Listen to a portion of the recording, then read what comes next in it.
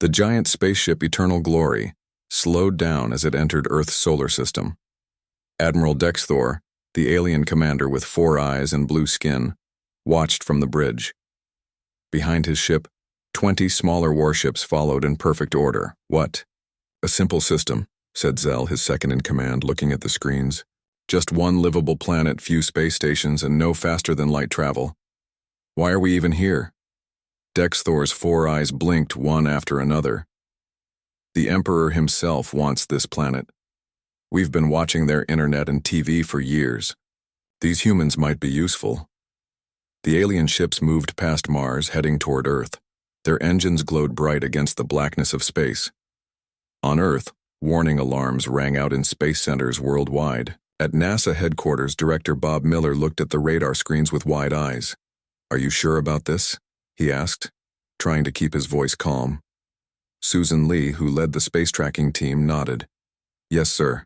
21 objects, definitely not asteroids or comets. The biggest one is almost 2 miles long. They're all heading straight for Earth." Miller grabbed his secure phone. "Get me the president. Now." 4 hours later, President Helen Ward sat at the head of a long table in a secure room deep under the White House. Military generals, scientists, and government officials filled the seats. "Everyone," she said. "Today everything changes. We are not alone in the universe. And our visitors are nearly here." General John Harris spoke up. "Madam President, if they want to fight, we're in trouble. And if they're friendly, this could be the greatest moment in human history," added Secretary of State Richard Cooper. The president leaned forward. "We need to talk to them first. Dr. Nancy White, can we communicate with them?" Dr. White, an expert in languages and communication, nodded. "We've prepared for this. We'll start with basic math and pictures. If they're smart enough to travel between stars, they should understand." The alien message came 5 hours later. It started with simple math problems and basic pictures, much like what humans had planned to send them. In space, Admiral Dexthor watched as his computers analyzed Earth's response. "They answered correctly," he said. "They're smart enough. Start learning their languages and download everything from their internet." "Should I prepare the usual takeover package?" Zell asked. Dexthor's mouth formed what looked like a smile. "Yes, we'll offer them the same deal as all the others. They should feel honored to join our empire." Meanwhile on Earth, as scientists worked day and night to understand the alien messages, government spy agencies made a troubling discovery. "They're taking everything," said George Roberts from the National Security Agency. "They're downloading the internet, TV broadcasts, radio, government files, everything." President Ward frowned. "Can they do that?" "With their technology, easily," said Dr. Ray Johnson, a top scientist. "Their computers must be thousands of times more powerful than ours." 2 days later, the aliens sent a message saying they would land on Earth. Their message was now in perfect English and other human languages. It wasn't a request. They were simply telling humans they were coming. When the sleek silver shuttle landed at the United Nations building in New York, billions of people watched on screens worldwide. Admiral Dexthor, surrounded by tall guards, with strange weapons, walked confidently into the main hall where world leaders had gathered. "People of Earth," he said, his voice coming through a translator box on his chest. "I bring greetings from Emperor Zaxel XIV, ruler of the Galactic Empire that includes 16,000 star systems and more than 30,000 different intelligent species." The room stayed silent as everyone tried to understand just how big this empire must be. "We have studied your civilization," Dexthor continued. "You have potential, so the Emperor offers you a great honor. Earth will become the newest protected planet in our empire." The word protected caused worried whispers around the room. "As we always do," Dexthor went on, not noticing the reaction. "We will put an imperial governor in charge of your planet. We will connect your money system to our galactic credits. We will give you better technology. Your armies will join our space fleet as helpers. And you will provide resources according to the quotas we set for you." President Ward, who had been chosen to speak for all Earth, stood up slowly. "Admiral Dexthor," she said carefully, Your offer is very unexpected. The people of Earth would need time to think about such a big change. Dexthor tilted his head, looking confused. There is no need to think about it. This is what the Emperor wants. We start right away. The room went completely silent. On TV screens across the world, people watched with growing fear as they realized what was happening. This wasn't a friendly visit. It was the beginning of an invasion. Outside the UN building, the alien shuttle glowed in the sunlight. More alien ships could be seen as bright dots in the blue sky above. Ordinary people on the street stopped and pointed up, some taking pictures, others hugging their loved ones. In military bases around the world, soldiers were quietly put on high alert. Fighter jets were prepared for takeoff. Nuclear missile operators received coded messages telling them to be ready. Back in the UN, Dexthor displayed a hologram showing maps of Earth with alien writing. These are the first cities where we will set up imperial offices. Your leaders may continue to handle small local matters, but all important decisions will now come from the Empire. President Ward exchanged worried glances with other world leaders. One thing was becoming clear to everyone in the room. The aliens weren't asking permission, they were taking over. Admiral, President Ward said, standing taller now. On Earth, different nations have their own rules and freedoms. Any agreement would need... Your nations mean nothing to the Empire, Dexthor interrupted. The Emperor sees Earth as one resource. Your divisions are irrelevant. In orbit, more alien shuttles were preparing to descend. The giant mothership Eternal Glory positioned itself over North America, its shadow visible from the ground as a dark spot against the clouds. President Ward pressed a hidden button under the table, a signal to her military advisors. Across the world, defense systems quietly went to their highest alert level. Humanity couldn't match the aliens' technology, but they weren't going to surrender without trying something. How many worlds have joined your empire this way? Asked the Chinese president. 8,472 worlds joined peacefully, Dexthor answered proudly. The rest required convincing.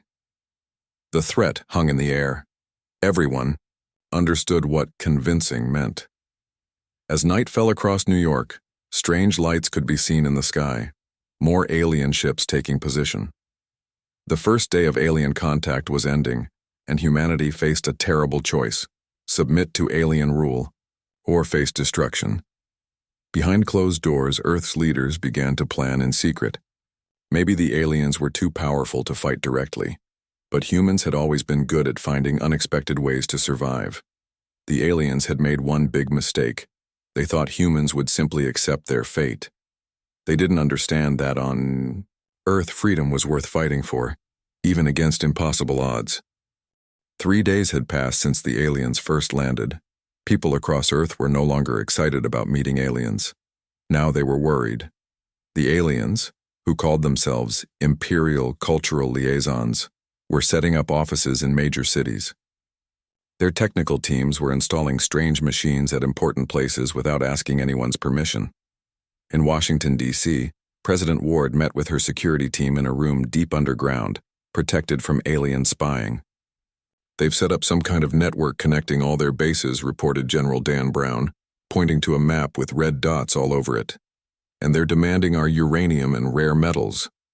Mary Parker from the CIA pushed a tablet across the table. We've caught them talking about mapping our military bases, power plants, and communication centers. What about other countries? The president asked. It's the same everywhere, Secretary Cooper said. China tried to keep them out of some important buildings. The aliens just walked right through their security like it wasn't there. Dr. Johnson spoke up. Madam President, I've been studying the technology they've shown us. It's amazing, but something isn't right. They're showing us things hundreds of years ahead of what we can do, but they're being very careful about what they let us see. They're not our friends, General Brown said flatly. This is a takeover, plain and simple. President Ward nodded. We need to know exactly what we're dealing with. Ms. Parker, talk to spy agencies in other countries. I want to know everything about these imperial visitors. At the same time, at the United Nations building, Admiral Dexthor was getting tired of Earth's delays. During a special meeting, He finally showed the Empire's true face. "Your constant requests for more time to think are annoying," he announced to the world leaders. "The Empire doesn't ask for permission. We have chosen Earth for our use, and that process will happen now." The UN Secretary-General Carlos Martinez stood up. "Admiral, Earth has many independent nations with their own laws. Any agreement must—" "Your idea of independent nations means nothing," Dexthor interrupted. "The Empire only follows imperial law. Your governments can handle small local matters, but the imperial governor now has the final say in everything." He waved his hand and a 3D picture appeared in the air above them, showing a detailed plan for taking over Earth. "Phase 1 starts tomorrow. Your factories will start making things to imperial standards. Your mines will increase output by 300% to meet imperial needs. We will count your population to decide who works where." These words felt like a threat to everyone in the room. Martinez looked at the leaders of the powerful nations, seeing the same scared realization in their eyes. "And if we don't accept these terms?" Martinez asked carefully. Dexthor's 4 eyes blinked one after another. "Saying no is not an option. Fighting back would be wasteful. The Empire prefers to keep buildings and people intact, but we have dealt with difficult worlds before." Everyone understood the threat in his words. Later that night, the leaders of every nation met in a secret video call. Spy agencies had gathered information, and the news was bad. "They've done this many times before," Parker explained to the leaders. "Our language experts have translated enough of their messages to see a pattern. The Empire grows by taking over new planets, either peacefully or by force." "What kind of force?" asked the British Prime Minister. General Brown showed pictures stolen from the alien database. Bombs from orbit, killing of government leaders. They have weapons that can destroy cities without damaging the resources they want to take. "Down?" Ward leaned forward. "Is there anything we can use against them?" An unexpected answer came from Dr. Kevin Ross, a scientist who had been studying the alien technology. "Maybe. Their technology is advanced, but not as advanced as they want us to think. They're trying to look more powerful than they really are." "What do you mean?" asked the Chinese president. "Their ships use a kind of fusion engine for regular space travel and some kind of space bending for faster-than-light travel. But both need huge amounts of energy. The big mothership alone uses as much power as all of Earth's power plants combined just to stay in orbit." Dr. Johnson nodded in agreement. "They're powerful, but they're not gods, and they've gotten sloppy because they don't see us as a threat. Their messages aren't well protected. They don't think we can understand their technology. So we might have a chance," President Ward said quietly, "but we would need every country on Earth to work together like never before." The German chancellor nodded firmly. "If the other choice is becoming their mining colony, I think humanity can put aside our differences." For the first time in history, every nation on Earth agreed to fight together. They called it Operation Earth Freedom, and kept it completely secret, even as alien advisors began setting up their control systems around the world. The plan needed perfect timing and total surprise. Scientists worked day and night studying alien technology. Military forces got ready for coordinated action. Regular people were quietly prepared for possible fighting, all while pretending to slowly accept alien rule. Common people started noticing changes. In New York, alien machines appeared in Central Park. In Tokyo, strange towers rose above the skyline. In Rio de Janeiro, alien shuttles landed daily, bringing more equipment and personnel. On TV and internet broadcasts, government officials told people to stay calm and cooperate with the imperial visitors. But in private, those same officials were part of the secret resistance. Underground, in basements and secret rooms, engineers worked to understand alien technology. They found that much of it used principles similar to Earth science, just far more advanced. Some of the younger engineers and computer experts began to find ways to access alien computer systems. At military bases, soldiers trained in secret for a completely new kind of war. They studied the aliens' movements, learned their weaknesses, and prepared special weapons based on what scientists had discovered. In schools and hospitals, Ordinary people stored extra food and medical supplies. Farmers hid fuel and equipment. City workers memorized maps of underground tunnels and backup power systems. All of this happened while the aliens watched, but they didn't see what was really going on. They were too confident, too sure of their superiority to imagine that the primitive humans could be planning anything effective against them. 2 weeks after they arrived, Admiral Dexthor sent a message to the Emperor saying that Earth's takeover was going well, with only small problems. He didn't bother to tell his bosses about the growing number of Imperial advisors who had disappeared, or the strange failures in their surveillance network. He thought the humans were simply accepting their new place in the Empire, perhaps with some expected grumbling. He believed that, like hundreds of worlds before them, Earth would soon be just another productive part of the great Galactic Empire. Admiral Dexthor was about to learn a hard lesson. Humans would not give up their home without a fight. In secret, bunkers around the world, the final pieces of humanity's plan were coming together. Scientists had made breakthroughs in understanding alien technology. Military leaders had coordinated their forces. And most importantly, ordinary people were ready to stand up against impossible odds. The aliens had made a simple but fatal mistake. They had judged humanity by their technology level, not by their spirit. They didn't understand that throughout human history, supposedly primitive people had defeated advanced invaders through determination, creativity, and the fierce love of freedom. Earth was ready to teach the Galactic Empire a lesson they would never forget. On day 17 after the aliens arrived, Earth was ready to show its answer to the Empire's demands.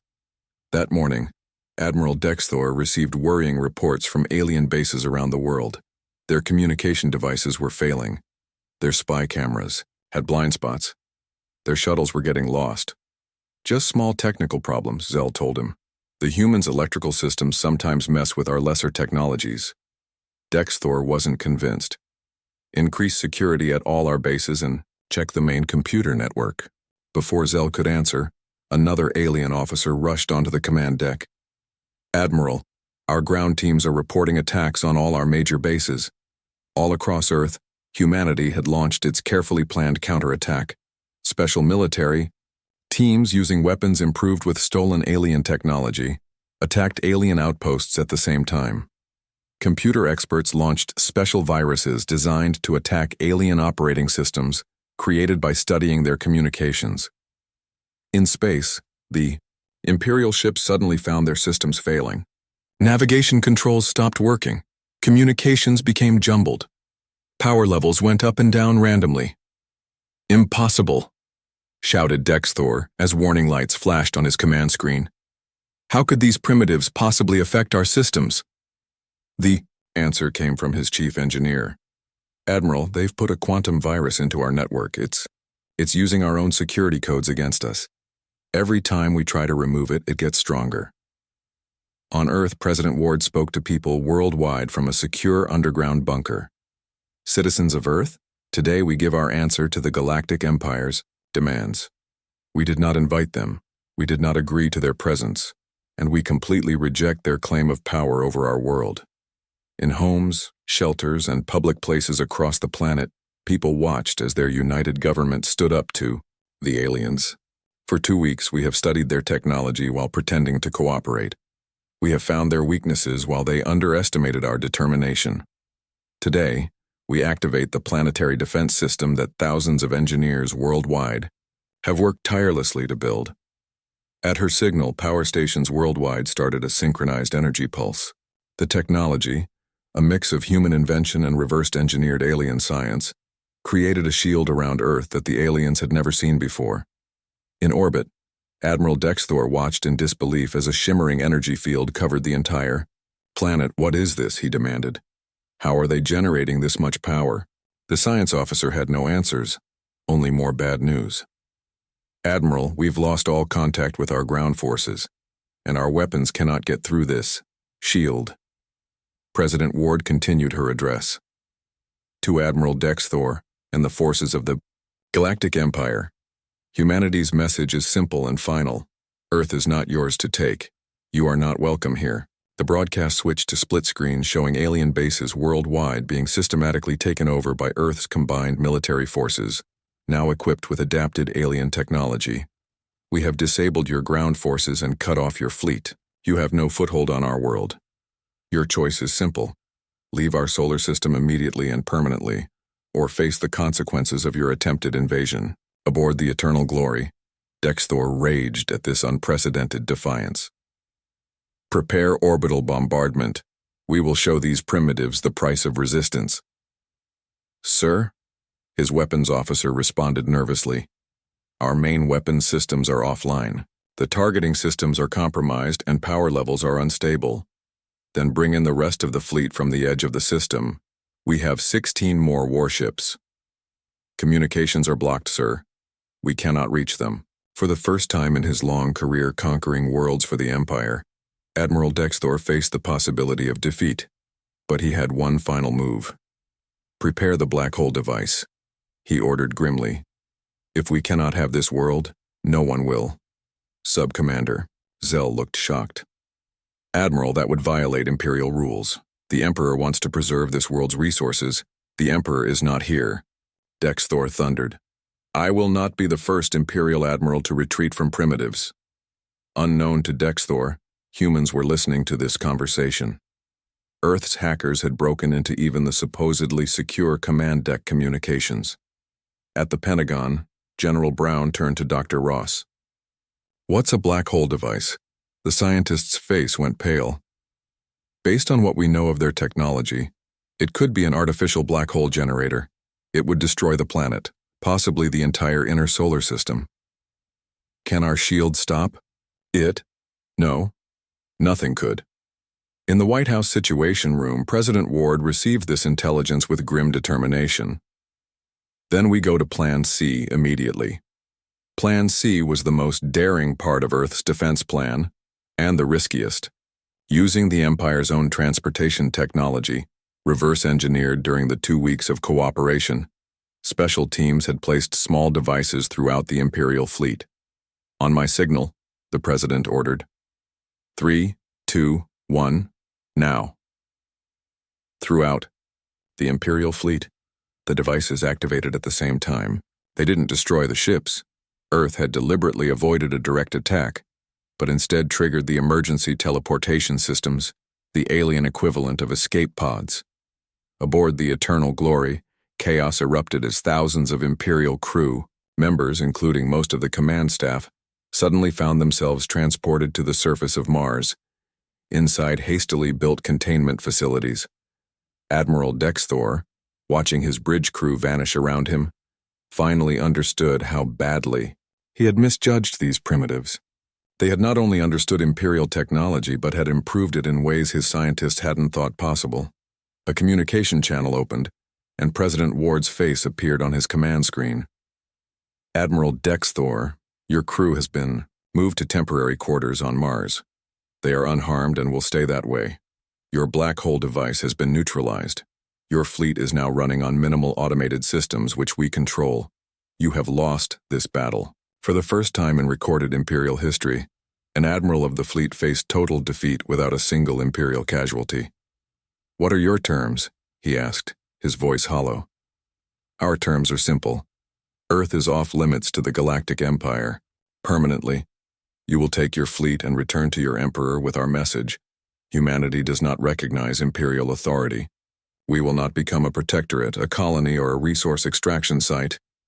The Emperor will not accept this, Dexthor warned. He will send a larger fleet. President Ward's expression remained firm. Then they will meet the same fate, or worse. We now understand your technology, Admiral, and we've already begun improving it. The longer you wait to leave, the stronger our position becomes. As if to emphasize her point, one of the smaller Imperial vessels suddenly powered down, completely, its systems entirely under Earth's control. We will return your crews once you have left the solar system. The choice is yours, Admiral.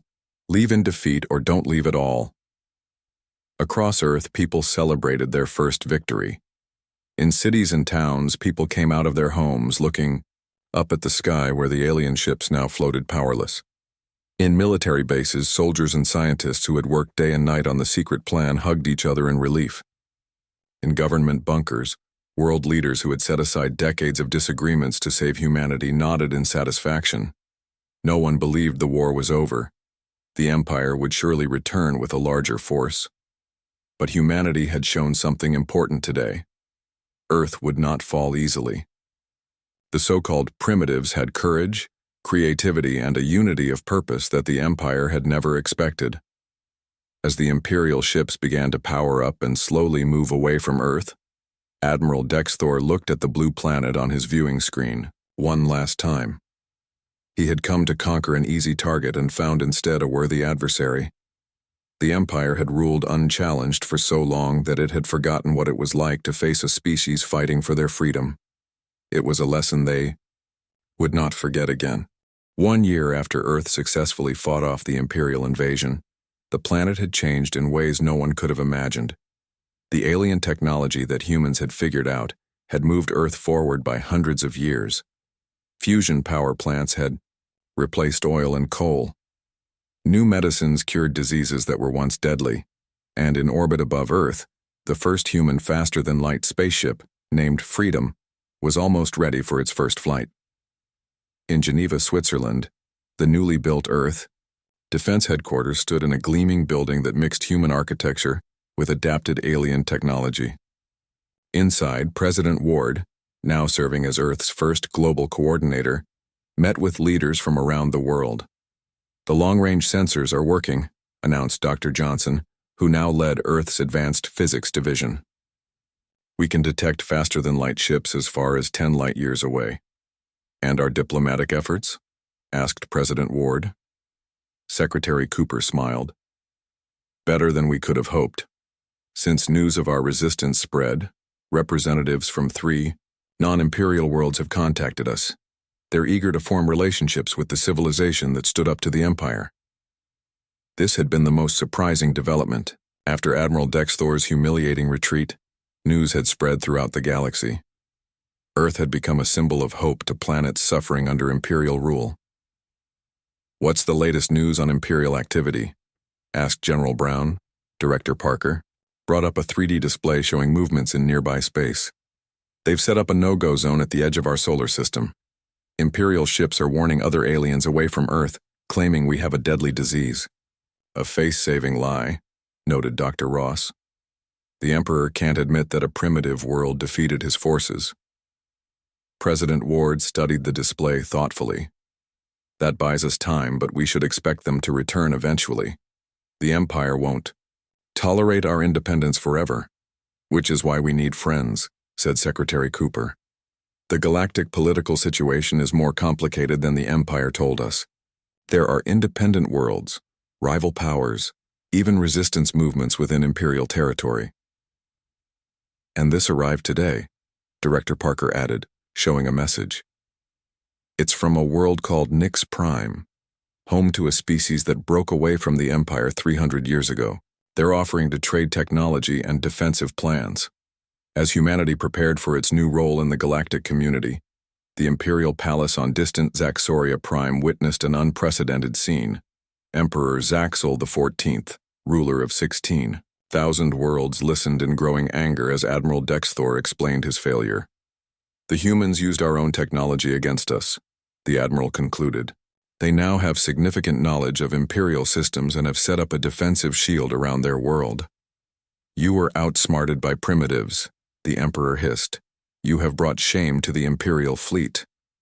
"Majesty," said High Counselor Vexmar, the Emperor's chief advisor, "perhaps we should look at this differently. These humans adapted our technology with amazing speed.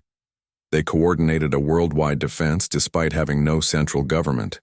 They defeated our best admiral without killing a single Imperial soldier." "What are you suggesting?" the Emperor demanded. "That they may be more valuable as allies than as subjects. Their innovation alone—" "Ridiculous," interrupted Admiral Krell, Dexthor's rival. "Let me take the Grand Fleet. I will turn their world to ashes and waste a potential asset," Vexmar countered. "Intelligence reports suggest their rate of technological advancement has increased greatly since getting our technology. The longer we wait, the stronger they become. The Emperor's multiple eyes narrowed. You think we should negotiate? The Empire does not negotiate with lesser species. The Empire has never encountered a species like humans, Vexmar said quietly. They value their freedom above all else. Trying to conquer them would require resources better used against the Nexus Alliance. And even if successful, we would gain unwilling subjects requiring constant control. For several moments, the Imperial throne room remained silent as the Emperor thought about these words. Send an observer, he finally ordered. Not to negotiate, but to watch and reassess. Perhaps these humans may serve the Empire in ways we had not considered. 6 months later, a single Imperial vessel approached Earth's defense perimeter. Unlike the warships of the previous encounter, this was a diplomatic ship carrying the Imperial ambassador. In the Grand Hall of the United Nations, now expanded to include representatives of Earth's new alien friends, Ambassador Thexra addressed the Assembly. The Galactic Emperor acknowledges Earth's special status, she stated carefully.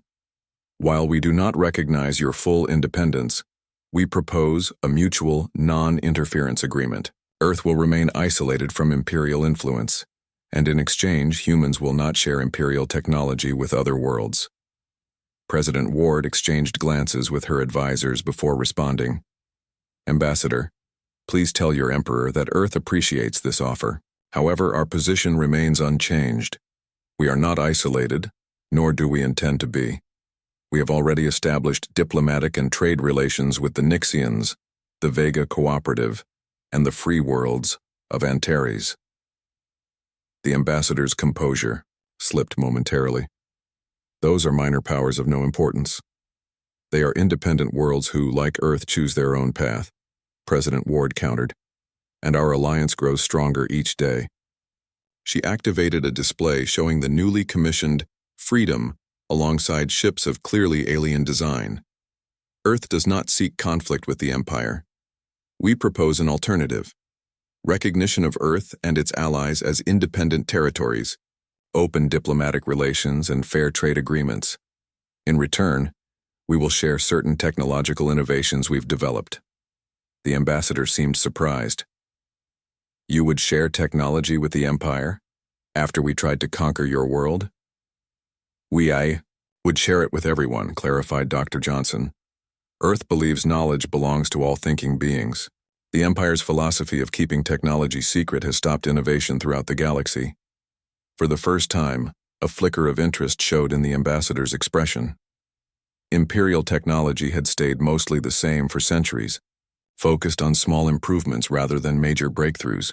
The humans' approach was radical and potentially valuable. I will take your counter-proposal to the Emperor, the ambassador said carefully. As she left, President Ward turned to her advisors. Will they accept? Director Parker shrugged. Hard to say. Our intelligence suggests the Empire is facing challenges on multiple fronts. The Nexus Alliance is expanding. Several outer systems are in open rebellion. They may not be able to afford a long conflict with yet another enemy. Either way, General Brown added, our position gets stronger every day. The defensive shield now extends to Mars. The Jupiter shipyards will complete 3 more faster-than-light vessels this month, and our allies have provided technology that even the Empire doesn't have. We've changed the equation, Dr. Ross said thoughtfully. For thousands of years, the Empire has expanded unchallenged, taking over world after world. We've shown the galaxy there's another way. President Ward nodded, looking at the stars visible through the room's glass roof. That's what the Empire truly fears. Not our weapons or shields, but our ideas. The concept that worlds can stand together, as equals rather than conquering one another. That cooperation might be stronger than domination. 6 months later, the Imperial response arrived.